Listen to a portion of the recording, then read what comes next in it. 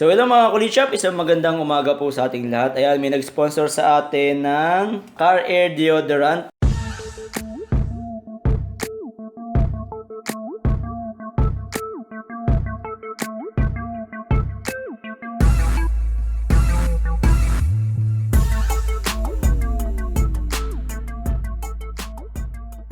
Hello sa inyo mga Kulitshop, dahil yung misis ko ay bebenta sa TikTok, meron nagpadala sa kanya nitong Car Air Deodorant. Deodorize at source. So, air freshener, long-lasting, antibacterial, one-button deodorization, car home dual use, say goodbye to smell of embarrassment. Yan, medyo China nga lang ito, no? At titingnan natin guys kung ano yung maging epekto niya dun sa ating sasakyan. Although mabango naman yung sasakyan natin at alam naman natin na yung sasakyan natin ay alagang-alaga natin. Pero minsan may mga times na nagkakaroon ng hindi magandang amoy dun sa loob ng ating sasakyan. Lalo-lalo na pag kami halimbawa may sumakay na iba, tapos yung mga paa, hindi natin alam, galing sa labas, yung may natapakan man o ano, loob. O kaya man may dala-dala, may mga dala-dala na mga bagay na may amoy, no? Na pwedeng maiwan doon sa loob ng ating sasakyan. So, ito siguro yung isa sa mga products na pwede nating gamitin. So, wala pa akong masyadong alam.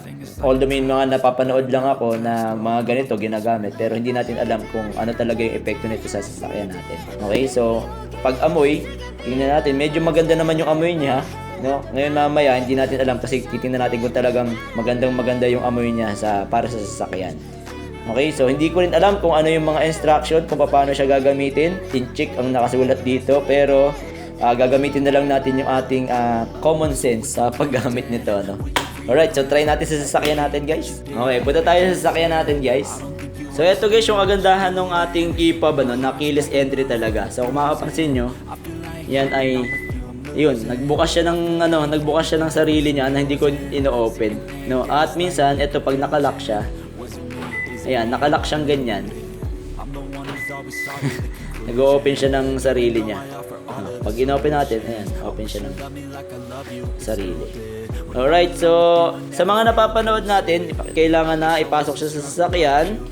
And then, bubuksan natin yung ating AC, yung blower, no? Yung blower ng ating sasakyan.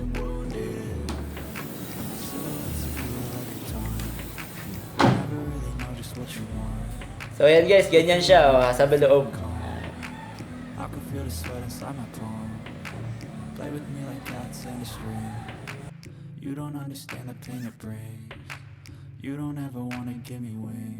So after 3 minutes guys, nawala na yung kanyang buga. Pero ang ginagawa natin is pinapa-penetrate pa muna natin yung amoy sa circulation sa loob ng ating sasakyan. Ayan, hintayin natin na totally maka-circulate siya sa loob ng sasakyan natin, sa aircon vents at saka dun sa mga aircon system natin. So, try natin pumunta sa loob. Yun, mas refreshing yung amoy niya guys. Wala naman siya naging effect dun sa ating mga upholstery. Yun lang, medyo may mga basa-basa na kaunti. Pwede naman natin siyang punasan. Yan, wala nang siyang laman. Wala na siyang laman. Punin na natin, labas na natin. Yan, then patayin na natin yung marang mas na-deodorize siya nga, guys. So, titingnan natin kung gaano ka tagal magiging epekto ng deodorizer natin dun sa ating sasakyan. So yun guys, hindi ko binuksan yung AC natin kasi naka-still lang naman yung ating sasakyan, nakapatay. Pero nasa sa inyo kung gusto niyo buksan yung aircon para pumasok dun sa kanyang evaporator at paglabas niya mabango rin. Pero para sa akin naman, naka-circulate na siya. Basta naka-circulate siya dun sa loob ng AC natin, nandiyon na siya sa loob, no? At yun, naputuyo naman yung mga nababasa dun sa ating sasakyan, napunasan na rin naman natin. At yung amoy niya, yun, malalaman na lang natin mamaya kung mag-i-stay yung amoy niya. So ang importante naman dyan guys is yung ma-deodorize at ma-sanitize yung ating sasakyan. Tsaka yung amoy, matanggal siguro yung mga amoy na hindi ka nais-nais sa ating sasakyan. So ayan guys, ganito siya pag natapos, Ayan, so medyo mapapawis-pawis siya. Wag niyo lang kayo matatakot, hindi naman siya sasabog, At ito nga po pala ay available sa TikTok shop ng aking asawa, Ibibigay ko na lang po natin yung link dito sa ating description. And also, Nagkakahalaga to ng 149 pesos. Ayan. So, again guys, hindi ko pa alam kung ano yung magiging epekto nito sa sasakyan natin, kung talaga mag-stay ba yung bango or whatever. Sinubukan lang natin. Pero, sa 149 pesos naman, ay wala naman siguro mawawala sa inyo. No? Hindi naman kabigatan. May amoy naman siya na mabango talaga. At ang importante dyan is ma-deodorize natin yung ating sasakyan. And also, hindi lang siya sa sasakyan, pwede na siya sa mga room sa bahay natin kung gusto nyong gamitin. So ayun, nag-update daw po yung ating link at yung isahan natin ay naka-bundle of 3 na sa halagang 288. Ayun, so mas makakamura kayo, 3 piraso na yung ganitong can na mabibili natin sa halagang 288 pesos. Available po siya sa Cedar, Ancient Dragon at sa Green Tea Fragrance. So hindi ko alam kung ano tong fragrance na to. So, ito yung Cedar, no? Yung Cedar, malapit-lapit siya sa amoy ng parang new car scent. Yan. Parang gano'n ang refreshing naman. Yan. So, again, visit na lang po kayo sa link natin sa ating TikTok shop. Hindi ko TikTok shop to, sa TikTok shop ng asawa ko. Alright, so supportan lang natin yung kanyang business.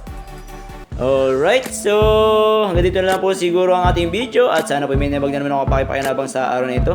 At sa mga hindi pa po nakasubscribe, subscribe lang tayo sa Kulit Shop. Ang shop na makulit pero walang physical shop. See you in my next videos. Bye-bye! Kulit Shop would like to thank the following sponsors: SJP Marketing, SJP Marketing Car Parts and Accessories, Gelson's Pagsugiron, Gelson's Vlog, and Gelson's D-Store.